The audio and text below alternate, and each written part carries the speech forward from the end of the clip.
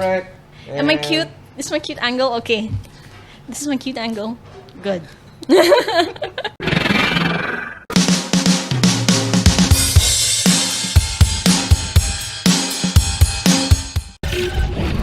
Welcome to Coffee and Comics, and now I am with Kat Olan, the creator of TABLAY.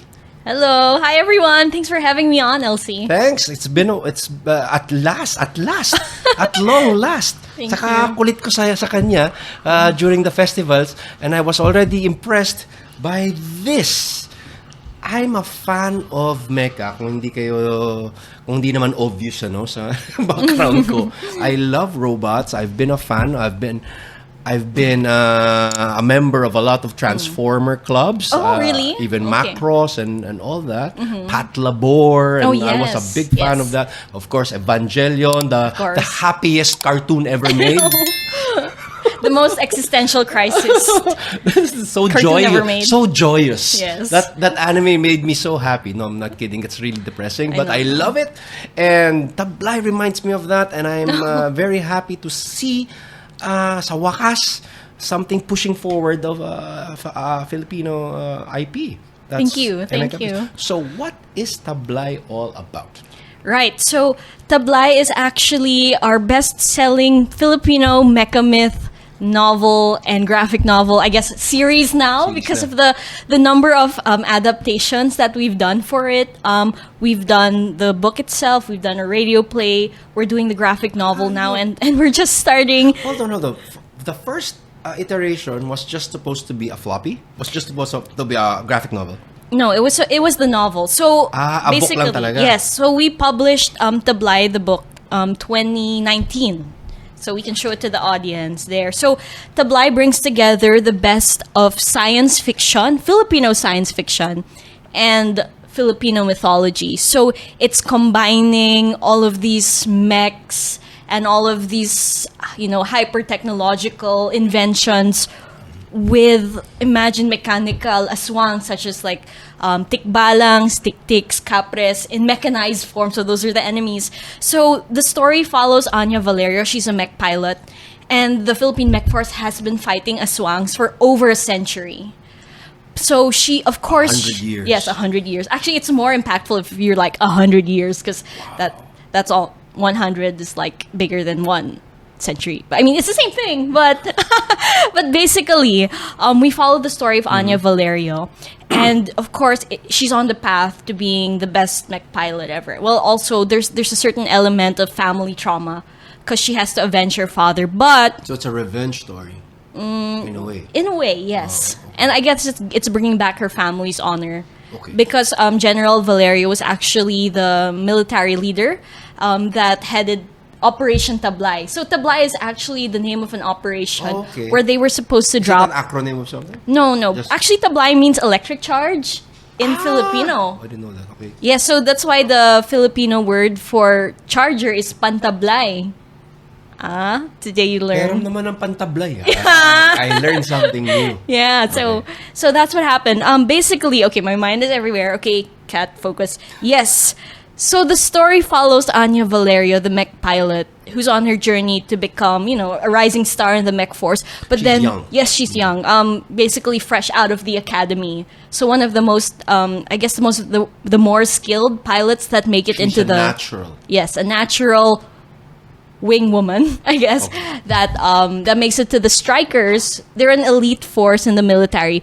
But then they find out, well, specifically Anya finds out this dark secret. If we can turn to the first page there, as she's dying. Oh my God, spoiler. Well, that's how the graphic novel opens anyway. As she is trapped in the middle of this war, she finds out a dark secret about the enemy Aswang. And now she and her partner, the reserved but brilliant engineer Chino Jose, have to stop the creation of this bomb called the Bakunawa before the consequences are irreversible. So actually, TABLAY, it talks about how history might have dictated the present, but the future is what we decide it to be. It's about that technology must never get in the way of our humanity.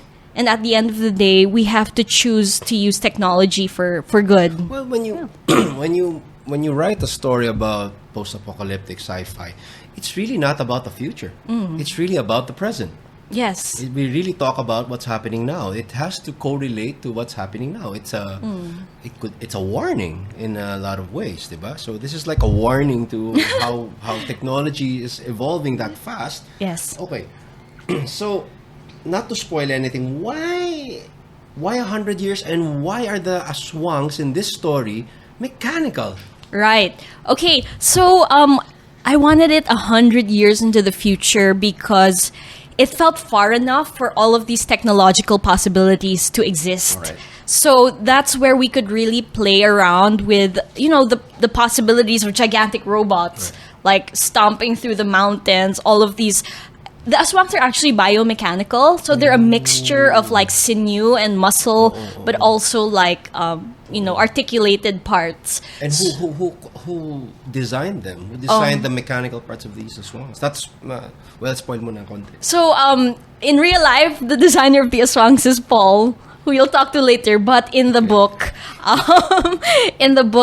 they actually are alien beings. They've come from outer space. So there was this crash. So even the where there's an aswangs way aswang. back are all aliens in Yes. this world. Yes, as far as we know. Interesting. As far as we know. Oh. So Twist pa yan.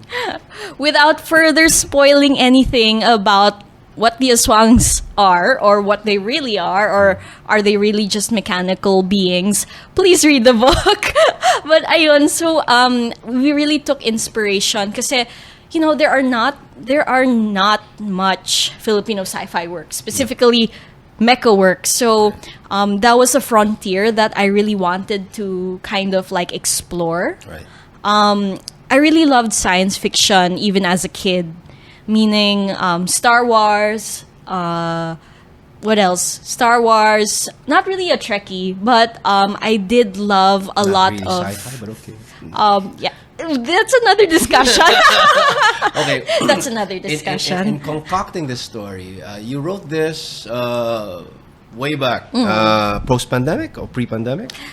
Yes, actually, so my first book, Skies Above, was a steampunk fantasy novel, right? So you had the first one pa. And was it Yes. published? Yes, it was published. So that was my debut as an author back in 2017. Right. But I guess I realized that, aside from this, we've always had this inclination towards Western works, diba? Always. Even as Filipinos. I mean, that's the only thing that we really watched growing up. Disney, cartoons. We never really saw any of our own except in the local channels.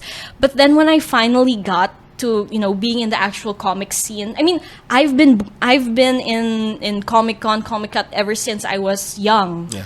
But I only really entered the foray as an actual boother or an actual author Recently lang. or comic creator mga 2017. That was my Tagal na rin. Yes, so I've been Baby here ka pa nun, ah. Oh nga eh. I mean, no. You were like 10? No, I wasn't. Well, okay. How young do you think I am? Very young. Like I'm half my age. Okay, so we're going to leave it to the comment section to guess what my actual age is. The closest one gets, I don't want to say a free copy of TABLAY. Free floppy! Never mind, look at it. So, basically, yeah. So, back in 2017 kasi, I was really amazed. I mean, my eyes were open to this whole world of local works, Yeah. right? Yeah. That was the first time that I said, wow. Not everybody knows that there Exactly. is a scene. Diba? Not There is a everybody scene. knows. I mean, and I've experienced that, and maybe we can talk about it Yeah, later when I yeah. started doing the marketing of Right. TABLAY. People did not know all of these. Even basically, probably the only thing they would know is like a 13 or a mythology class, but yeah. they don't understand the whole underground ecosystem Yeah. of comics. So that was an eye-opening moment for me. Na parang, wow, these people, they're actually proud. They're waving their Filipino flag. And who am I na parang I'm writing another Western. I mean, not saying that it was bad, but it was just like, it's time for me to pivot into something more local. Yeah. And because I really believe talaga that Filipinos have the talent and the capacity for it. Yeah. It's just that we don't really believe in ourselves that much, which we can talk about later. But It's This is just gonna that- be a long show. Kaya nga eh, sabi mo, 20 minutes I lang. doubt it. The running time now is like 11 minutes. So, And let's we go. barely scratched the surface. Okay. Okay. So, yeah, I'm just gonna keep it short. Na parang, No, I keep was... it long. It's okay. Okay. Ma-edit ko naman to eh. Okay, so I was just really inspired that I should make something of my own Right. that's really Filipino too. And then I told myself, what do I love talaga na parang, it's something natural to me. And it was science fiction, of course. I mean, I grew up in a family filled with, both of my parents are doctors. A lot of my relatives are scientists, but we're also artists. So it was just like I guess natural for it was you. natural for me to just like lean into these things, and a lot of my grandparents actually were World War II veterans. Really? Din. They fought the war? Yeah, they fought the war. My lolo was actually part of the Death March, Really? and he survived. He survived the death march. Yeah, so he faked his death. That's what most people did during During the the- death march. They just played dead. So they played. Played So he possum. played dead for a while to just survive. So parang all of these interesting stories, and like how we had this ancestral home, I think in Pangasinan, that was bombed. So the horrors of war, and how my own mom, when she was there. She was part of the war down in Mindanao, where they had to relocate then from Marawi down to Iligan. So parang all of these conflicts and everything played a big part in my interest in telling a war story. So most of the stuff that you'll see are actually based on true experiences, things experienced based on my family. I just wanted TABLAY to be a very grounded world. Hindi siya high fantasy. It's a very utilitarian world. It is. It's steampunkish actually in that sense, diba? I see a lot of anime influence. Were you also a fan of anime? Of course. What was your favorite anime? Yun, I guess my favorite animes were mostly shonen stuff, Oh, like okay. Attack on Titan, Yeah. Full Metal Alchemist. Yeah, those yeah. are my jams talaga. I love the whole I guess triumph of the human spirit in the midst of a hopeless world sort of thing. So that's what I really channeled. Well, there's some influence of Attack on Titan based on the can world see it. of New Intramuros. But of course I base it on our actual Intramuros. Of course. which is really finding nuances between what's Filipino and what's sci-fi, what's anime, and like blending it together. Like it had to be very organic in that sense. Pero there's no elements of magic here, no? No, there's no Oh, elements thank of God. magic. I'm sorry. I have nothing against it. It's just we have too much of I know, that. and I understand, and that's why this is my personal technique. Right. I wanted to really build something different from the current milieu of literary publishing. So I kind of did a red ocean analysis, a blue red ocean Right. analysis to it. You understand? Of course, yeah. I like how we speak the same language. I'm in ads, okay? Yeah, I'm an ad we man. work in the same industry. So I did a blue ocean, red ocean strategy. Right. Well, I call this is my personal term for it. When people zig, I zag. So it's a zigzag. It's a Okay. zigzag thing. So when So you're against the flow. I try to move my stories away from the usual space that yeah. I feel is too Cramped na, no? A cramped. bit cramped na. While it does have mythology, and this is a whole other Kasi discussion may aswang entirely, eh, right? diba? Yeah, Which is very mythic. it's also science fiction. So, yun. So, the perfect blend of that is something that hasn't really been seen in the market. So that's the story that I wanted to write. It's something that was personal to me, but it was something that didn't really exist, in the market. So that's where I leaned into talaga. So yun, that's how the story came to be. Okay. And when did it hit you? 2017, did you? Ooh. Is it something that I want to do this, or is it something that for me there are two kinds of writers, and lo and behold, you'll be surprised. I've been going to symposiums in around the metro, and ilan lang talaga are the creators who recognize themselves as writers.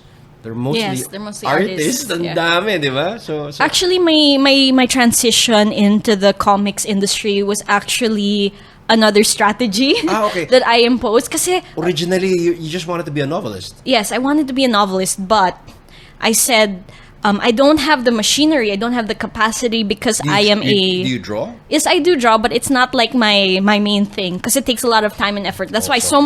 so much respect sa mga artists. Oh, Even yeah. in the ad agency, Oh, yeah. the art directors will really carry the weight of the load. So, I said, if I can't make it to fully booked or national, or if I can't make it to like even just a big traditional publishing house, I might as well do it on my own. I have the capabilities. I have the ambition. I have the drive. I have the knowledge based on my college experience, my degree. Sorry, where did you go to college? Oh, UANP. Oh, yeah. Yes. So I mean, it's a school for business and economics, but It used I to be took called CRC. CRC, yeah. But so I used my skill in marketing and business to really propel Yeah. the brand. So what I did was I said, where is my target market?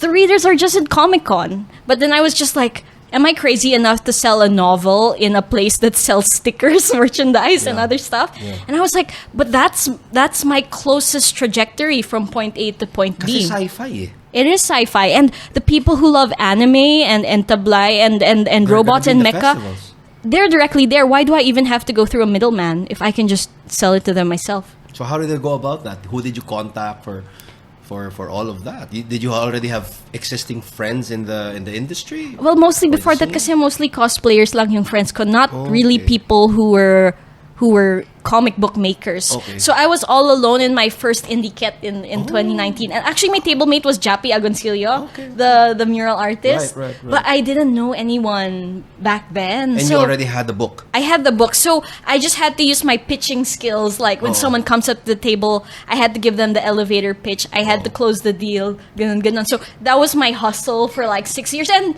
you can see naman I know where I know, that I has know. gotten me. A lot of creators, napansin ko that this is something that's, I don't know if it's bad or good. I guess it's an added skill that you have to Hone. that you have to market. You have to be a selling point yourself. Yes. 'Di ba? It's not, hindi na uso yung someone else does it for you eh. I mean, 'di ba, when you look at a certain creator, let's say Alan Moore, Yeah. he's very sellable because he looks like a ermitaño. You know what I'm saying? Yes. There's those elements eh. And it's a hard hustle for a lot of people. It's hard for me. It's hard for a lot of other creators also. But that's one thing that a lot of them have to learn. How to pitch, how to, diba? Yeah, how to market, how to brand. That's why actually, I think I've come to the point where I'm comfortable now with, I guess, the reputation of TABLAY. That May brand na siya. Yeah, may brand na siya. Like, before kasi I would really make lagari na parang, Right. every single Comic-Con I have to be there, I have to have the presence, I have to sell. But now I think we're at the point where the name carries itself and people are already coming to us for in a proposals. nutshell, what do you think is the branding of TABLAY? It's Filipino Mecha myth. That's So That's it. that's what it is talaga at its core. It's Filipino science fiction. You just coined the term mecha myth. The mecha with aswangs. You're combining two Right. very different aspects of genre Exactly. and turning it into one. That's amazing.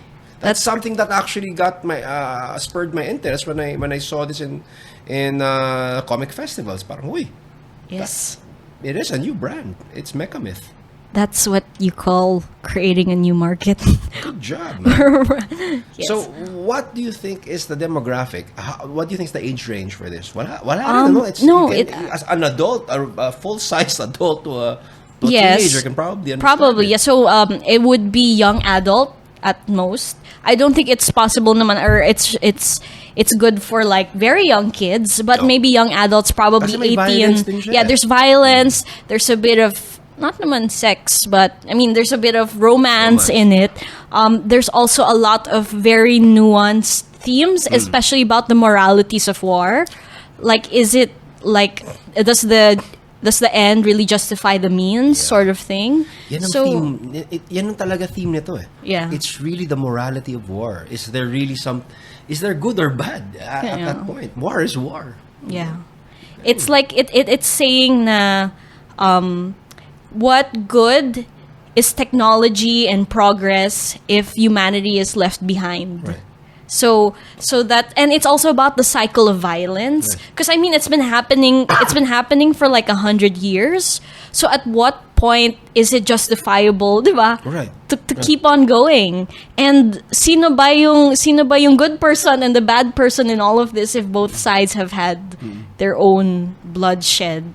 And in the end, how can you even stop something that has been going on for like so many years? So these are all of the themes that it covers. The world of Tablay is very thick, and I think you've written the whole lore of it. I'm sure you did, and does it cover? Does the whole lore?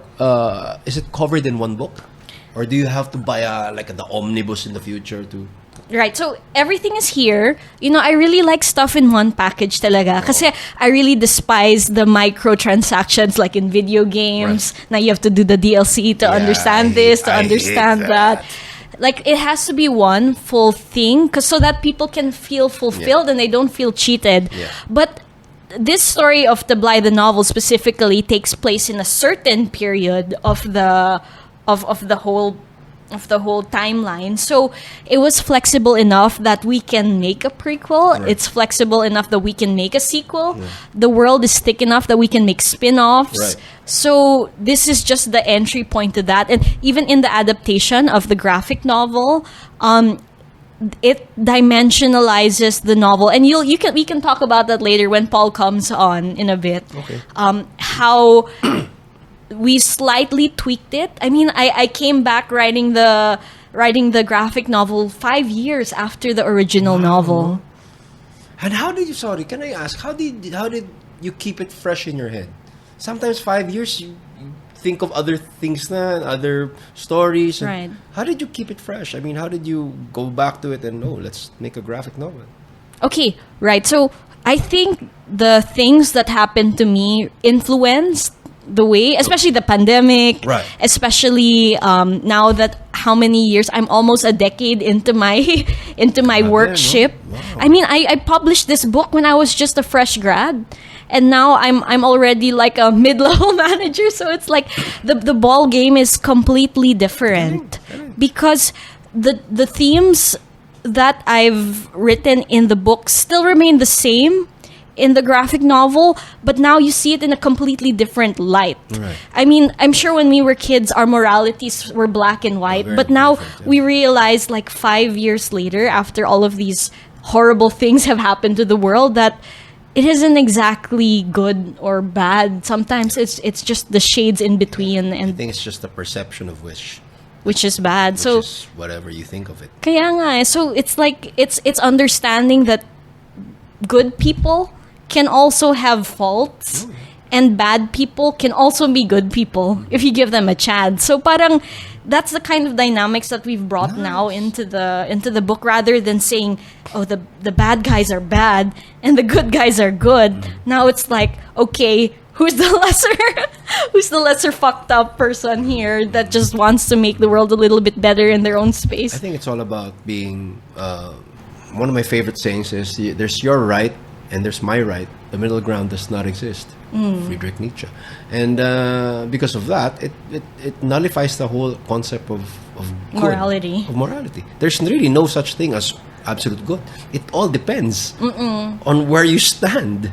Diba? Kaya nga, I mean, it's more interesting, especially when, okay, so I'm gonna let in everyone a secret on this. Like, syempre, we all had big feelings about the current political events in the last 10 years. Right. So that's also one of the things that inspired me to write Tablay, was during the time of the 2016 things where there was a lot of EJKs. Yeah.